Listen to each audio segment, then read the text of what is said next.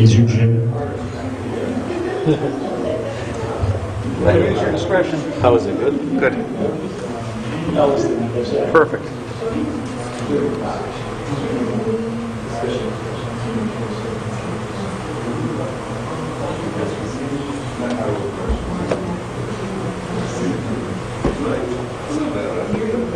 We're going to get started, Jim.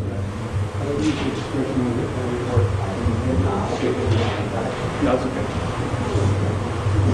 You guys all set? All right, thank you everyone for coming tonight. We're here for a public involvement meeting from the Department of Transportation for Project 34330, which is improvements to I-84 in Danbury in the vicinity of exits 1 and 2. My name is Hugh Hayward, and I'm from the Division of State Design.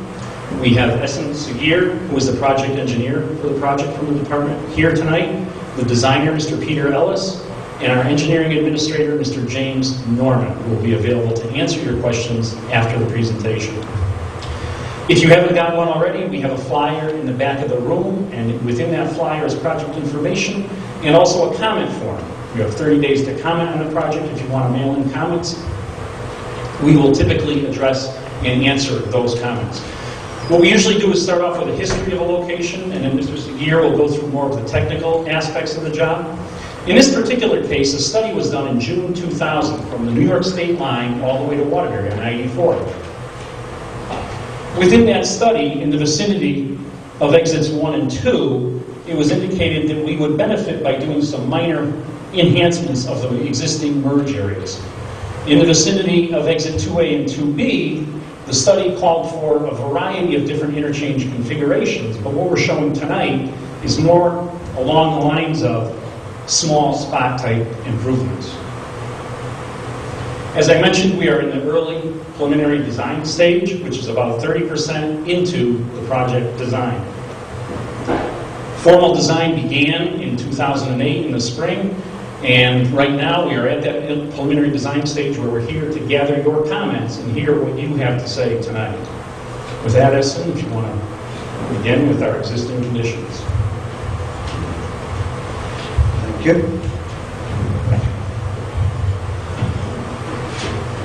All right, let me give you a little bit of existing lane configuration on I-84 eastbound and westbound. As we all know, that I-84 is a divided freeway. On the eastbound, we have 2 lanes, and on the westbound, we have 3 lanes before the exit and after the exit also. The average daily traffic is 35,800 vehicles per day on the eastbound side, and 36,300 vehicles per day on the westbound side. Posted speed limit is 55 miles per hour on both sides. And let me just explain a little bit exit 2A and 2B on the westbound side. The existing condition is we have a 1-lane exit, 2A, 2B, which further divides up in this location. And exit 2A is a loop ramp that goes to Old Richmond Road, and exit 2B goes straight to New State Street. And I-84 eastbound on ramp has got an acceleration lane up here and decel lane up here for exit 2. Let me give you some accident data. For period January 2003 to December 2007, there were a total of 43 accidents on the eastbound side with no fatality were reported. The majority of accidents were 35% were rear-ended, 28% were fixed object, 19% were sideswiped in the same direction, and 14% moving object. On the westbound direction, there were same time frame, January 2003 to December 2007, total of 36 accidents with 8 associated injuries within the passing limits. No fatalities were reported, and the main accidents were 28% were fixed objects, 25% were rear-ended, 25% were sideswiped, and 11% were moving objects. Let me now describe the improvement that what we are proposing right now, starting from the eastbound side. As I described earlier, on-ramp from exit 1 and off-ramp exit 2, there is an acceleration lane there at the on-ramp and deceleration at the off-ramp. What we're going to do, we're going to make a continuous lane that will give the traveling public more time on the on-ramp side also, if they want to move to the main line and go straight, and also the same token, give it more time for the person who wants to get off at the Route 2 if he's coming from New York State.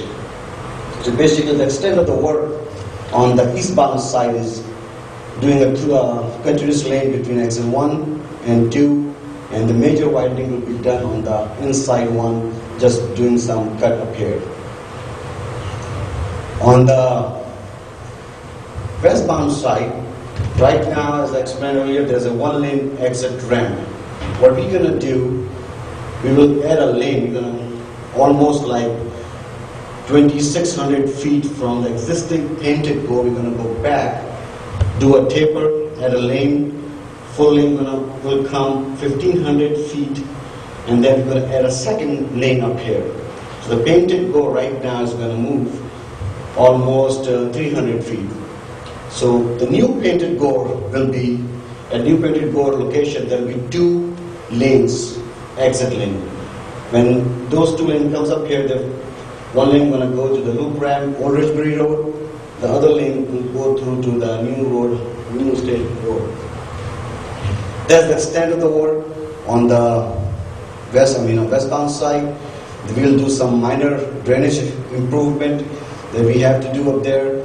The entire roadway, including both sides, eastbound and the westbound, in the project limits will be paved, mill and paved overlay, just to eliminate any future joints problem that you see in construction. And there are some existing illuminations up here, and those will be relocated. Existing traffic signs will be relocated, and some minor traffic signs may be added in the old locations. For this project, all this work will be done within the state right-of-way, which means that we won't be acquiring any property to construct this road. So everything will be done between those 2 red lines. If you guys can see, this is the state right-of-way, and everything, as you can see, is done among those 2 red lines, which is state right-of-way. For this project, we will be needing some environmental permits. And if you guys can see all these blue lines up here, there are existing wetlands. So anytime we do any work or touch these wetland areas, we are required by the environmental agency to do inlet wetland permit. For this project, we will be looking for at least 3 permits: water course permit, flood management permit, and a storm discharge water permit. Maintenance and protection of traffic during the construction. The way we are designing it, during the construction phase, the existing traffic flow will stay same. There's 2 lanes through. During construction also, they're going to stay same. And the work zone will be separated by temporary concrete barriers. There will be some minor temporary widening on towards the median side, so we can give it 2 12-foot lanes, through lanes. And same thing up here also on the westbound side. There will be existing 3 through lanes will be maintained at all times, and the work area will be separated by the temporary concrete barrier curb. The total construction cost for this project is construction cost $11 million, and 100% is funded by the state funds. There is no cost to the city, and the anticipated or existing schedule for this project is final plans are design completion plans end of this year, in October of this year, and the construction should start in the spring of 2010. This schedule, but let me clear one thing, this schedule based upon two most important things. One is the environmental permits that we get on time, and second is the funding of this project. If those two things come all together, this schedule will stay. Otherwise, there will be might be a modification in the future. And thank you. At this time, we're available to take any questions from anybody in the audience and do our best to answer them. I know we had an opportunity before we started to kind of talk to a few of you and answer your questions. Fareed. Do you expect night work on this project, or is it too early to tell? No, I don't think we've envisioned night work at this point in time. Most of the construction that we're looking at is fairly simple, straightforward type construction. There's no structure work involved. We're not building bridges, walls, anything like Just that. maybe minor paving, final paving, Yeah. road, entire road, that might be That enough. might be it. And what the public should expect when it comes to noise in that during construction?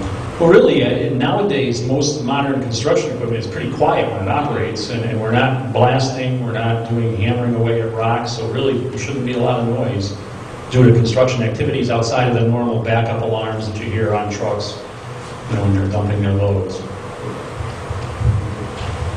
the design here, or Pardon? the design here for this control sometime in 2011.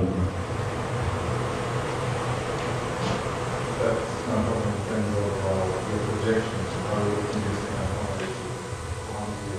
No, as I had mentioned earlier, this is kind of a takeoff from the June 2000 study, and we really built upon the the improvements that they touched on in that particular study.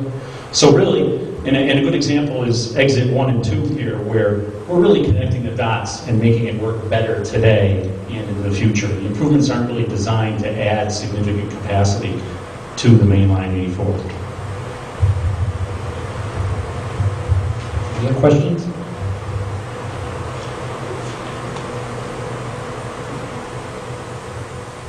Okay, if not, we're all set, and remember there's a comment form in your handout.